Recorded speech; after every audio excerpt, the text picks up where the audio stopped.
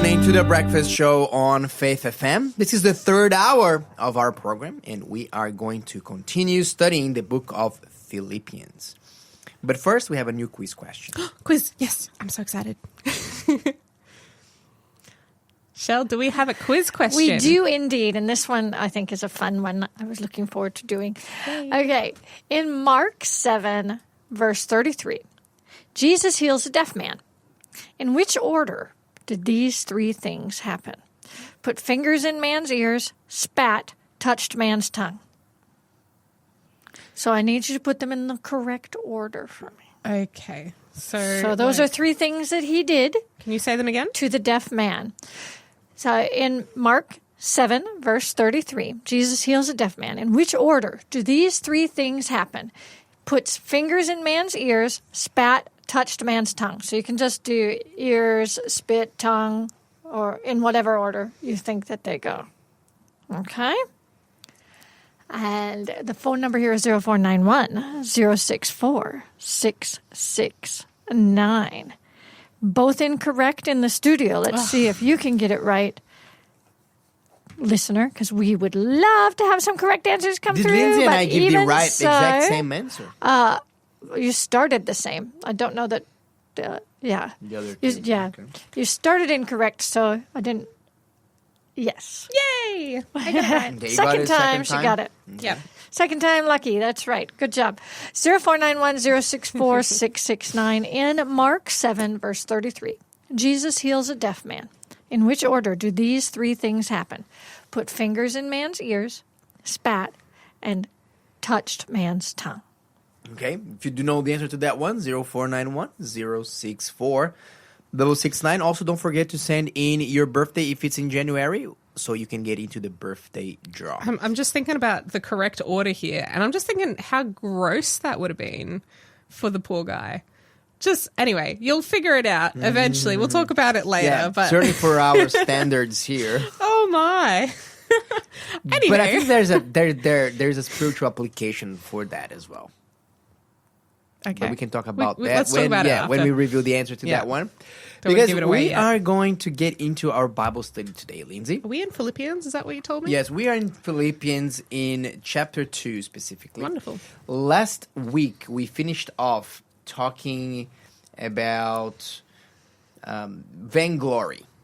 Vainglory. Yes, so doing things from selfishness or vainglory or empty conceit instead of with humility of mind. Have I told you that God has told me many times I need to learn humility? Like, this is a struggle for me. Okay, well, this is for me today, guys. You're welcome to listen in, though, as I learn. So there you go. So that's an interesting topic. So let's read from verse 1. Okay. But I actually want to focus today in the portion that we haven't covered in that little section here, which is from verses 4 to verse 11. So but let's read from the beginning. Sure. Therefore, if there is any consolation in Christ, if any comfort of love, if any fellowship of the Spirit, if any affection and mercy, fulfill my joy by being like-minded, having the same love, being of one accord, of one mind. Let nothing be done through selfish ambition or conceit, but in lowliness of mind let each esteem others better than himself.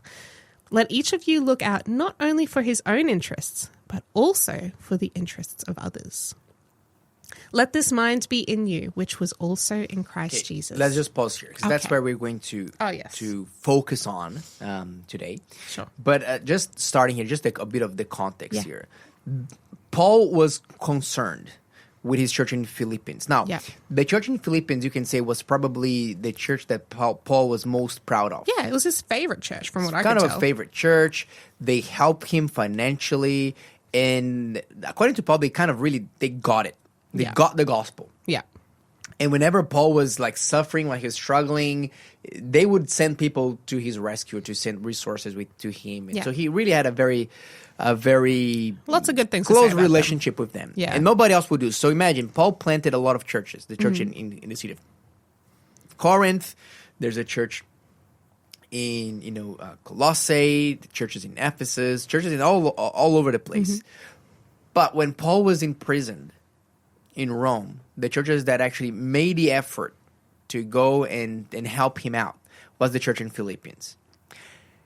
And Paul didn't hold anything against the other churches, but he was actually indeed very grateful for the church in Philippi. So he was worried, however, that there were some disunity and divisions among them. And he's almost really imploring to them, hey, guys, you got the gospel. If you really got the affection and compassion, the fellowship of the Spirit, please be of one mind. Please don't quarrel. Like, be humble.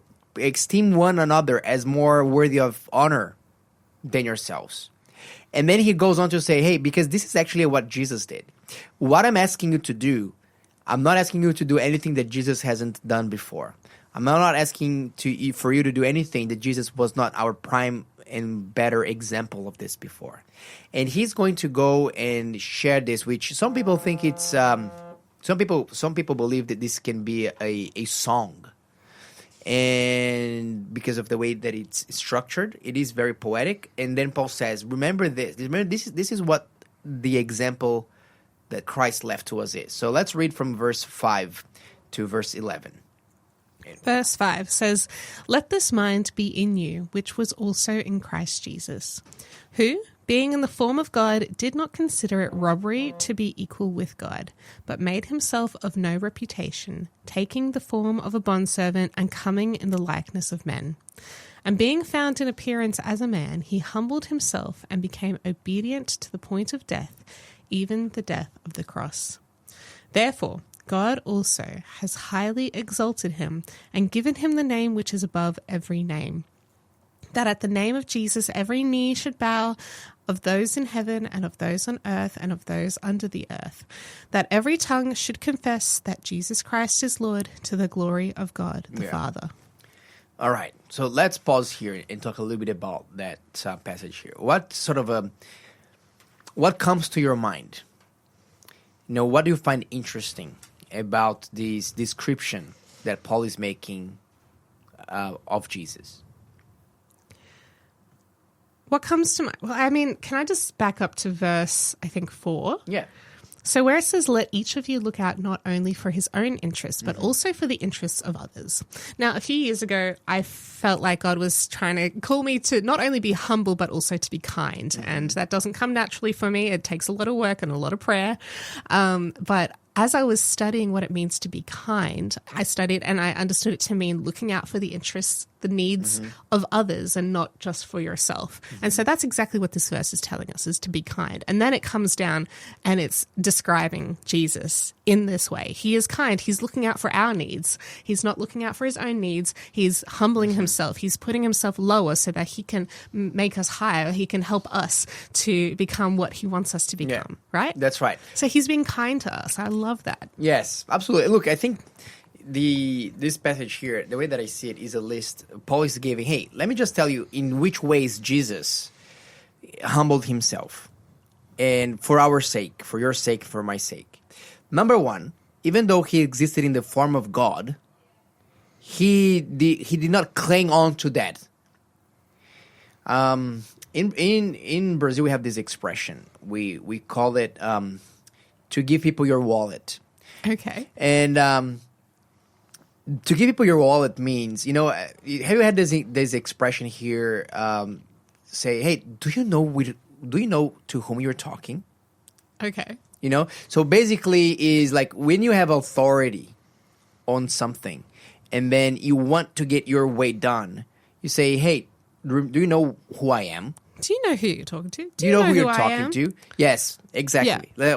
My dad is such and such. Do you know who my dad is? Yes, kind of like that. So Jesus could have said that or could have used that. Yeah. It's like, don't you know who I am? I'm the king of the universe. Excuse you. Yet he never, ever in the ministry of Jesus, he bragged about being God. Actually, so much so that some Jewish commentators today say, Jesus is not the Messiah because he never clearly said that he was God. Yeah. Of course not. Part of his character is for people to figure that out for themselves. Yeah. A story of Jesus that comes to mind strongly is the story of the woman caught in adultery, and the Pharisees are all coming to try to trap him while trapping her, saying, shouldn't she be stoned and all these things. But he kneels down in the dirt and he gets his finger and he starts writing out sins. He doesn't look at them. He doesn't overpower them. He doesn't accuse them. He just starts writing out some of these sins that belong to these same men, and they are convicted, and then they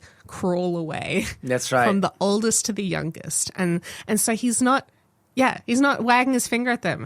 He's not towering over them. He is down in the dirt. That's right. And I think that applies to us, because sometimes we can think of ourselves superior to others in many different ways. Yeah. Perhaps because we're richer than others. And then therefore, look, I know better. Perhaps because we're more successful than others. And therefore, I know better. Perhaps because we are more intelligent than others, or we have more study than others, and therefore I know. So you name it. Maybe I have more culture. Like, we take these things, these gifts that God has given us, and we often allow these things to sort of creep into our minds, so as to give us a little bit of superiority. And it happens all over the place. You know what? I'll give you one example here. Perhaps, we think that we're superior to others because we keep the law of God better than the others, or we're more faithful to the others. If you are more faithful to the others, good on you. But the moment that you are using your faithfulness to God, for example, or your experience with Christ, and use that to sort of just to grasp that as thinking, hey, I know better than you, or I'm superior to you, you're making all of that experience and all of that faithfulness void. The moment you're making it. You're just like that Pharisee who, in one of the parables of Jesus describes two men who went to pray. One of them was a tax collector, and he came to God and says, God, forgive me, for I am a sinner. And the other man was a Pharisee who came in, he was looking at this tax collector, and he says, hey, God, I just want to thank you that I'm not like this tax collector. Yeah. There's a sinner. And I do all of these good things. I fast, I give the tithe, I give all these kinds of things. And Jesus says, let me tell you, God has only heard the prayer of only one of these two men. And he's talking about the tax collector. Yeah. Because even though the things that the Pharisee was doing were great, good things that God has commended, the moment that he started to feel better, superior to someone else, boom, that was the moment that, pride became his God. Yep.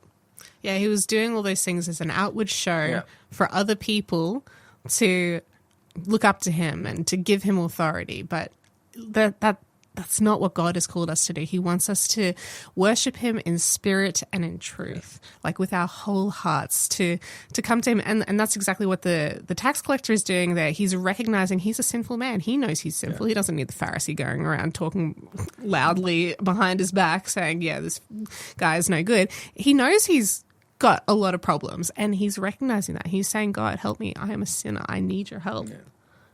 Yeah. And God loves that. He's like, yeah, all right. That you're honest. You're humble. You know you've got issues, and I'm totally going to come and help you out. Absolutely. So I think that part of the challenge here is to identify what are the things that you kind of tell in your head, in your story, that you are special for. Because, good things about you.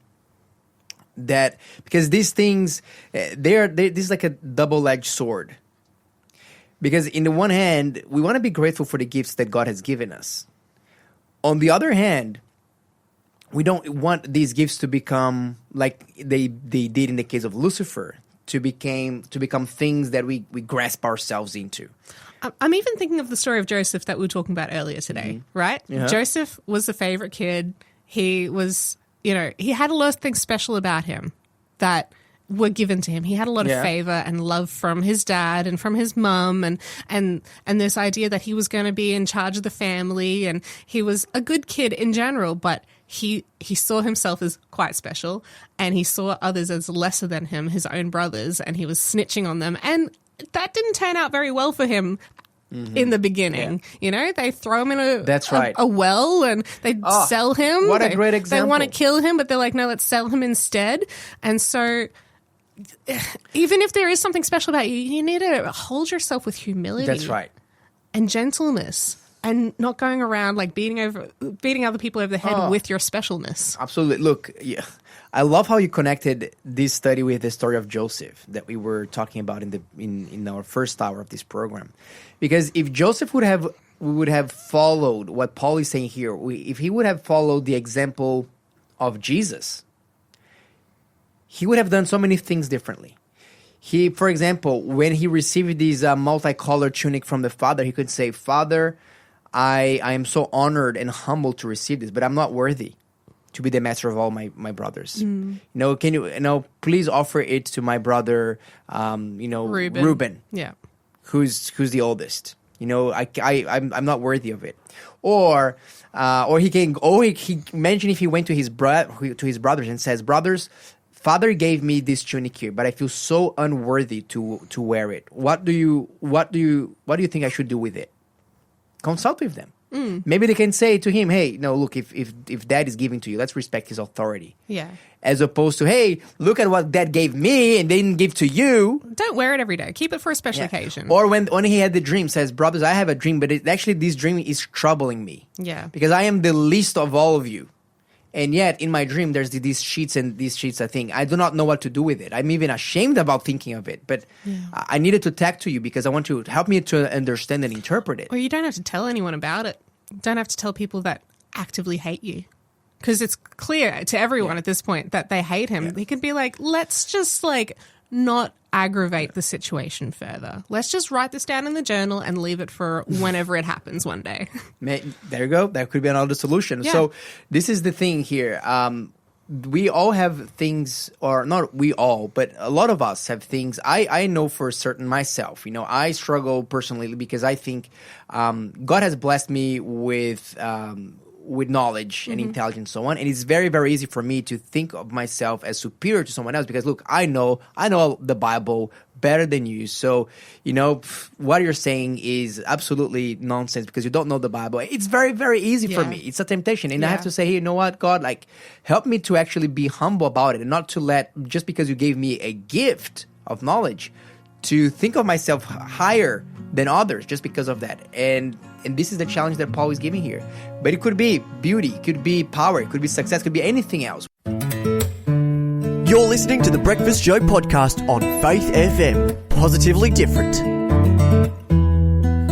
We are now going to learn the right order of the miracle where Jesus healed a deaf man. So, Producer Shell, tell us, what's the proper order of the factors? It was in the order to which I read it out. Yeah. So, I was like, she said it. It can't be right. No, so what was the order again? The order was that he put his finger in the man's ears, then he spat, then he touched the man's tongue. Oh, yes. Nowhere does it say that he spat.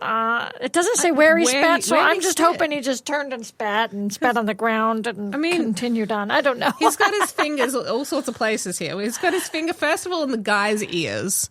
So there's earwax involved here. Yes. Getting stuck to this finger. Then we got spit. It could go on the finger. It could go on the ground. We don't know where. It's going somebody's eye. I don't know. It went in eyes one time, so, who knows? Maybe this time it went in the guy's mouth. And then Jesus's earwaxy finger is going on the guy's tongue. That tastes really bad, guys. I don't know if you've ever accidentally licked a finger. I haven't, not accidentally. But, why not? Just pretend it's an accident. It's definitely not accidentally. Haven't you ever been a child and wanted to see how your earwax tastes like? I remember, distinctly it is remember gross. the flavor. It's not a good one. Yeah. It's really kind of bitter. Yeah. Yeah. So So we're not giving ideas to kids, Sorry. but hey, kids. All right, so we need to know what the spiritual application is here, Yeah. Skafy, because I just set the scene. You tell us the spiritual application. we trust his heart. We believe everything that he did was for good. But for sure. If you've got some help for us here, But hey, we want it. my spiritual application is that sometimes God's pathway towards healing us or to do a miracle or to make us grow is messy. And tastes weird. Yeah, it's weird and even maybe gross at some point. So expect the unexpected. Trust in God, trust in the process, and if something tastes a little bit waxy for some reason, hey, don't give up on that just for that. Maybe God's doing something. Yeah, you'll be able to see. Just wait a second. So God works in us in unusual ways. Unusual ways. So be used to unusual. Do we have another quiz? We do. We do. This one is a fill in the blank. Okay. My blank are ever before the Lord, for he will pluck my feet out of the net. What is the missing words? It's obviously plural because we have an R. My blank are ever before the Lord, for he will pluck my feet out of the net. This is a psalm, surely. It is a psalm. It's from Psalms 25. It's a verse psalm of 15. David. Okay. 0491 064 669. Okay, we've got feet involved. I'm going to let you know that this is a different body part. Okay, so my blank are ever toward the Lord, for he will pluck my feet out of the net. Okay. I thought it was that. Yep, I found it after I thought it. There we What go. do you mean you found it? You cheated, did you? After I thought it. You got it. I was checking my answers before I showed you. I tell you what. Open book quiz every time, guys. That's it. Okay, 0491 064 669. We don't mind if you look up and send in the answer at all. Did I get it right? You got it right. Okay. Yeah, I was between that and After another body me. part. Let's get back here into our Bible study, Lindsay. We're talking about humility. Okay, we're talking about humility and how Jesus did not, just because he was God, he never used that to brag, to claim authority, or anything like that. He didn't. And in the same way, we, in our relationship with other people, we shouldn't also use our strengths as our authority over others, or to say, hey, I know better than you because of this, or I should have precedence over you because of that. On the contrary, let's see what else Jesus has done, so we can follow his example. So the first thing is, he didn't regard equality with God a thing to be grasped. What is the number 2 thing here, verse 7? Verse 7, but made himself of no reputation, taking the form of a bondservant and coming in the likeness of men. Okay. What did Jesus do here? This is where he made himself human, where he left heaven and he came to earth. And he came in the form of a bondservant, like a slave. Yeah. And yeah, he came in the likeness of men. So he put on human flesh. Yeah. And he chose to come at the lowest point in human sort of society. Yeah, absolutely. And I think that applies to us in a very beautiful way, because sometimes people mistake a serving attitude or a humility with weakness. Yeah. So sometimes if I am yielding to that person for the sake of the gospel, for the sake of unity, that person might interpret that as me being weak. They might interpret that as me being like a slave, or me being their slave or their servant. And I don't want that. I don't want them to think that I'm their servant. I'm not going to think that they are, that they are superior to me.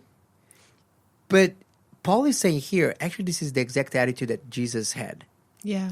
Jesus was not worried about everybody thinking that he was an afflicted man, despised by men, someone afflicted by God, as a servant, someone that, for example, when at the Last Supper of Jesus starts to wash the feet of his disciples. Now, I think we kind of miss the point sometimes, because in those days, the person that was supposed to wash your feet was the slave of the house.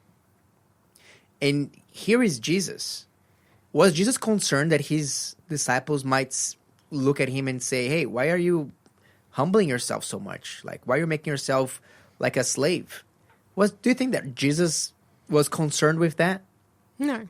On the contrary, he actually wanted them to realize that the most powerful being in the universe is also the most serving one. I guess, like, as humans, when we just think in normal terms, like, we don't really see the perspective of ourselves as much less than God. Like, people who are not really thinking about God are thinking, hey, I'm at the top of the food chain, right? The only difference is that I might not be the king or the prime minister or the president. Like, I might not be so wealthy, but I'm, there's not much above humans other than God. But because God is invisible. You're not always thinking of God. And so when the disciples are hanging out with Jesus, they're like, oh yeah, Jesus is a guy, right? And they're not really seeing him as God, having come down from heaven, having humbled himself and making himself much lesser to become a human. They're just like, oh yeah, he's a guy, right?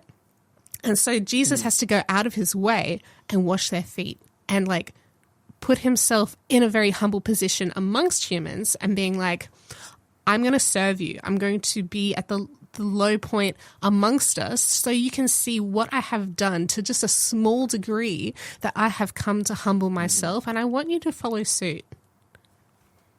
Yeah, absolutely. He gave us that example. Yeah. Just didn't say, hey, be humble. He was humble in his entire life. So next time that you think that, hey, so again, remember, the topic here is unity. Yeah. I have one other thing I want to share. Do you have? Okay, share. Yeah. So recently I've been reading a book, and one of the things that jumped out at me was that we should be not self-protective of our hearts, but God-protected. Allowing what us. Does it mean? So this is in the context of like dating and vulnerability and things like that. A lot of the times, like, single women particularly will be like, oh, I'm not going to let a guy in because like they might be just a horrible person and like refuse to pull down their walls, right? So in the place of not wanting to be vulnerable with somebody and having those walls up. But when we allow ourselves to be God protected instead of self protected, then we don't have to be putting walls up. We can allow God to be vetting people and doing things like that. So I just wanted to bring out that idea of being God protected and not having to, put our walls up with people or try to make ourselves bigger and stronger than other people and squash them down around us so that we can have some sort of sense of control in situations. But just humble and be, saying, God, you're in control of this situation. You're in control of them and me and this whole world. And I don't have to be pushing my way through life to try to stay in control of it. Yeah, I just wanted to bring that into this conversation. I think that's a very interesting concept. It's the first time I'm hearing of lowering about it. yourself to be kind and humble around others means trusting God with your whole being. I was thinking here also an application in the world of relationships, because often with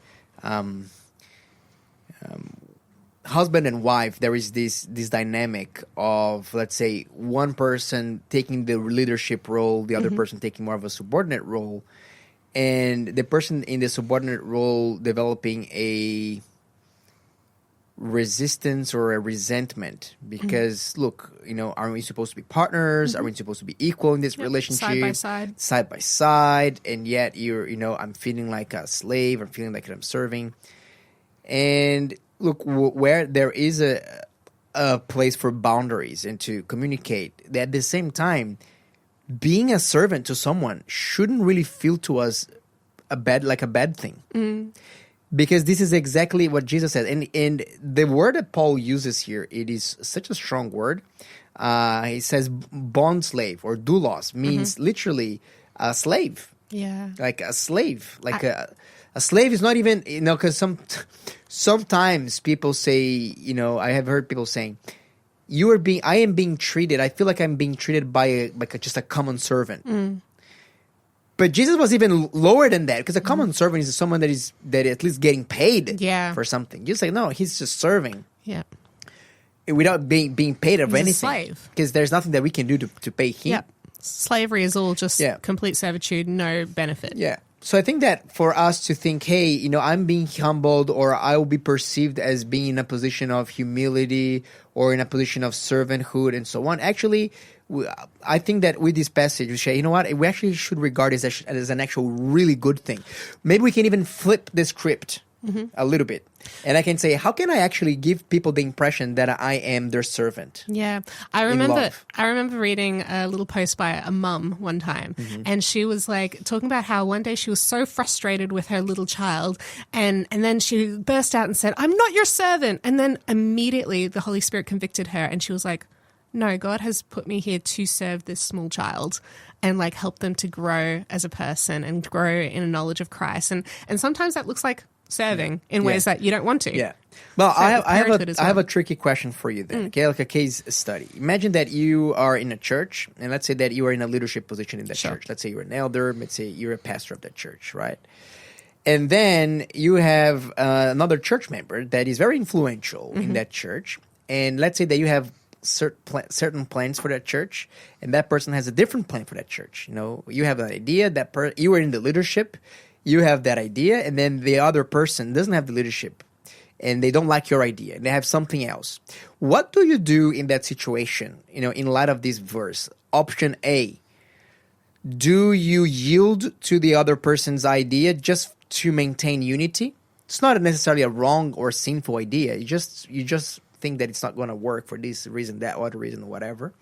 So do you yield, or do you assert your leadership and say, brother, I am the one with the responsibility over this, so I'm going to go with option A, with my option, even though you're not on the same page with it. I don't think it's really either person's call. Like it's something that needs to be submitted to a leadership team to discuss, and everyone kind of like chooses what is the best that seems to be best in the eyes of most people, right? Okay, but let's pretend that there's just these two people involved, okay, Sure. at the moment. So maybe think of a different application, perhaps Okay. a business partnership or something. But that's the situation. One person is, let's say, clearly the leader. The other person is not the leader, but they have... Would you... To what point do you sacrifice, your individuality or your ideas or your, plans for the sake of unity? Look, that's so tricky because, like, you'd think that as a pastor or as somebody who has authority in a position that you would have the better idea, right? But that's not necessarily true. And it's important to be humble enough to recognize that and to be like, okay, this other person might actually have a good idea. Even if I don't like them, like the idea of that person, or even if I think I'm just the smartest thing out and I've got the best idea, like it's worth actually humbling yourself and being like, okay, well, let's see how your idea does go. So you will yield, but what if, In theory, but yeah. but what if in your perception you are the only one with this attitude of wanting or willingness to yield, and the other person does not have this attitude, and on the contrary, you feel that they are actually abusing It feels like a battle. your servant heart, and to Trampling all basically over get impose their way, their will to you every single time, because they always know that you're going to say yes, yes, yes for the sake of unity. Yeah. Look, It's a tricky situation. It's so I'm tricky. throwing you a little bit of a curveball here. there's someone in my life where I'm like, oh, this person walks over me if I let them. God, how do I treat them? And God said, kindly. That's how. And that's the only answer I have to give you right now. You're listening to the Breakfast Show podcast on Faith FM. Positively different. And we are talking about humility. And, does humility mean that you always yield to someone? Or does it go above that? Well, one thing for sure is that humility for a Christian is grounded on the fact that God himself, even though he was the most powerful being in the universe, he humbled himself. He became a helpless, powerless baby. He became a human being. He emptied himself from all of his powers so he could save us. So if God was humble, who are we not to humble ourselves? We are also going to give the answer to the quiz question. It was a fill in the blank. Producer Shell, could you please give us the complete Bible verse this time? Yeah, we were after eyes from this passage. My eyes are ever toward the Lord, for he will pluck my feet out of the net. Psalms 25, verse 15. Very good. Why did you choose that particular psalm, Producer Shell? Is that a psalm that kind of speaks to you in particular, or was just like more of a random one? I have used pretty much every other psalm by now. That's the leftover. There's No, just only no, one no. left. No, it's a beautiful psalm, still the same. They're all so good. They all speak to you. Yeah, So, they do. they're great. Very good. And we were talking here about this idea of humility, and I posed this question, is humility meaning like you just yield to someone that is abusing of this humility of yours to get their way? And I have one example here from the life of Jesus. Jesus, at one point, he mentioned to his disciples that, hey, it's necessary for the Son of Man to to be given into the hands of sinners, to suffer, and to die. And Peter the apostle said to him, Jesus, far be it from you. Don't do this. Don't say it. Far be it from you that you are going to suffer and die. And Jesus said what to Peter? Get behind me, Peter. Now get behind me, Satan, because you do not know. You're talking about the things that pertain to Satan, not to the things of God. And if Jesus' humility meant that he was going to do everything that the apostles said or he wanted them to do, he wouldn't die on the cross for us. We actually got a message here from Simon. Simon had said, hey, great discussion. These challenging situations also occur in workplaces, homes, sport clubs, etc. It's great to get biblical insights around humility to help us navigate through. So thank you very much, Simon. I appreciate it. And that's absolutely very true. And my point with that story is that if Jesus was, if the humility of Jesus meant that he would always do what other people wanted him to do, he wouldn't even sacrifice himself in the cross for us. So humility does not mean doing everything that the other person wants to do, but it's saying to the other person, giving them attention and saying, hey, I hear you. But at the same time, we have a vision, we have a mission that God has given, and I'm ultimately responsible for that vision. So I have to do what I believe is right after considering your thoughts. I'm not listening to you, not giving proper consideration. Yeah, I think that word consideration really comes in. Like, being humble is being considerate. Yeah. It's not being like brushing aside, no, I don't like your perspective, or actually, yes, your idea is always going to be better than mine. I'll always put myself lower. No, it's being considerate. Like, okay, let's talk this through. Let's see where we can be in agreement. Being considerate is the look, but in the end of the day, the person that is the leader has to say, I believe that this is going to be the best for the well-being of the group. And the humility response from the person who is following the leader is to say, I may disagree with you, but I'm going to respect your leadership. And I'm going to go with you until whatever that takes us. And when you have a relationship like that you have both a servant leader but also a servant, you cannot really go wrong with it. What will result is unity in God first, and then unity among fellow human beings. This is it, Lindsay. Today our show is over, but tomorrow we'll be back with more. So talk faith, live faith, and act faith, and you will grow strong in Jesus Christ.